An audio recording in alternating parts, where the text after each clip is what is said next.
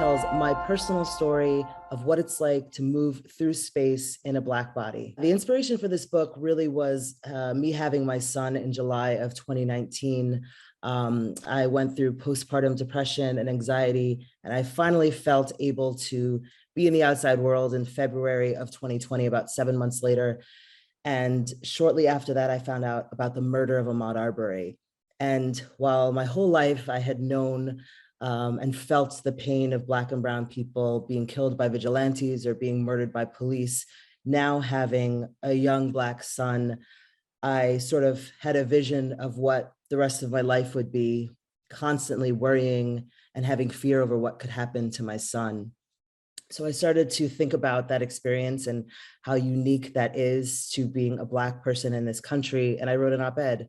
In the op-ed, I talked about that, the unique experience of being a Black mother, of being a Black woman, and the dangers, physical and psychological, of moving through space. That op-ed went viral, and I found that many white people were shocked, confused, had never really heard that experience. And in that moment, I said, okay, I have to write this book. I have to share what it's like to move through space. I have to share what it's like to be in an industry that centers white men in a space where Black and brown people don't have the same access or opportunity. And so in that moment, I sort of put pen to paper and mostly flowed out of me.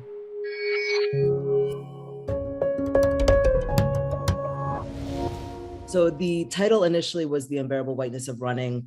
About midway through writing the book, I decided to change the title to Running While Black, because I thought that Running While Black really captured my experience. What I wanted to do through the book was humanize and share the experience of moving through space in a Black body and bringing awareness to folks who are non-Black of what that's like and what it means for us. There's still a chapter in my book called The Unbearable Whiteness of Running. And in that chapter, I talk about, okay, well, what is the culture of running? How does whiteness show up? What does it mean that most races are disproportionately white? What does it mean that most people who have power in the industry, whether they are CEOs of brands, of businesses, of events, are white? The unbearable piece of it is because the industry and the community is disproportionately white, right? So that chapter still gets in there, but Running While Black also is something that is known colloquially, right? People often talk about the experience of doing mundane things, whether it's running, eating, traveling, God forbid, sleeping, like Breonna Taylor, right? The tragic things that can happen simply living in a Black body in this country, because we have never truly had the same access to rights or space as other people.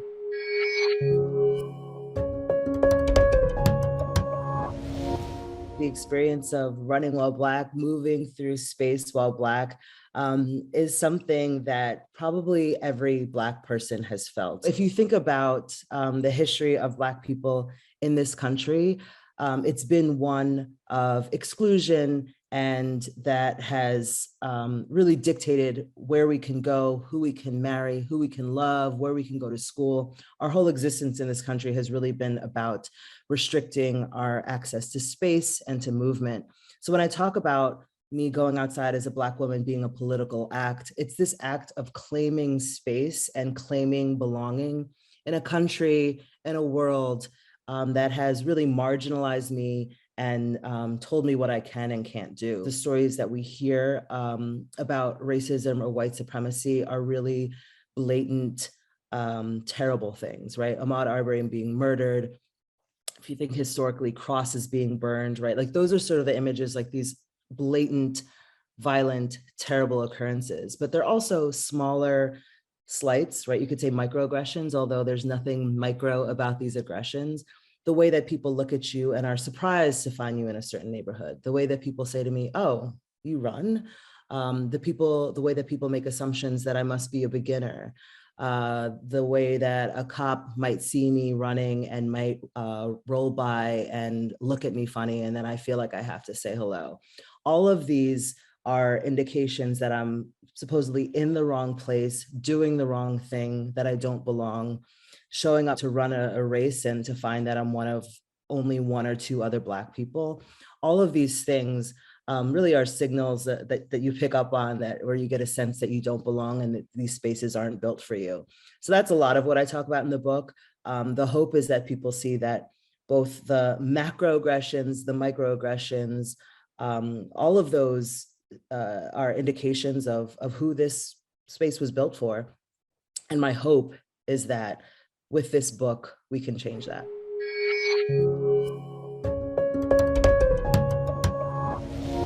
If you think about what it requires, for example, to go out for a run, it requires safe streets, it requires clean air, it requires, of course, running shoes, right? But all of those things, if you think about environmental racism, those things are not things that everybody has equal access to. There's an article recently that talked about the 10 best places to run in the United States.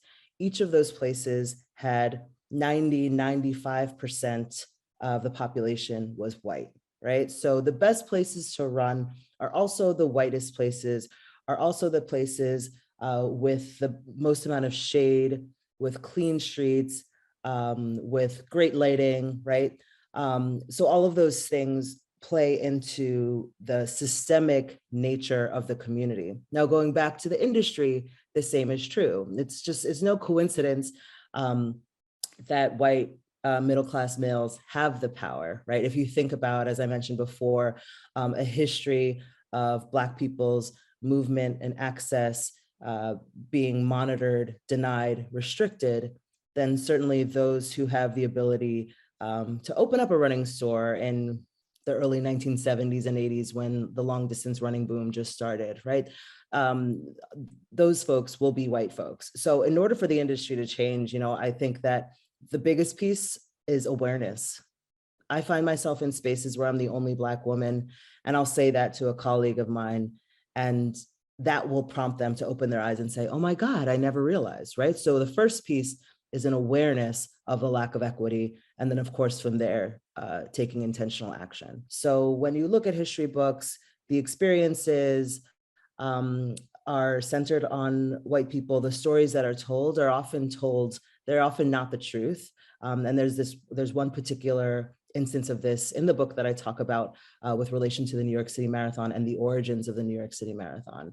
I won't give it away, but you'll be surprised to learn the true origins of the New York City Marathon and the ways in which that story has been distorted and credit has been taken from, the creator of it.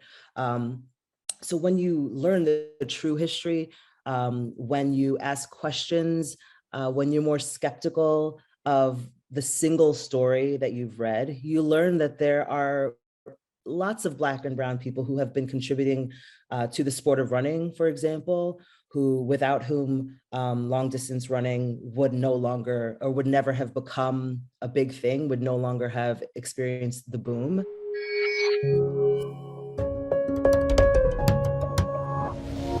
My advice to an individual runner who's not a person of color is really to just be more curious.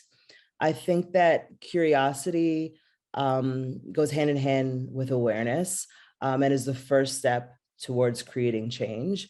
So for example, when you show up at a race or at an event, or you're in a running store, be curious about, well, why is this running store here and not on the other side of town, right?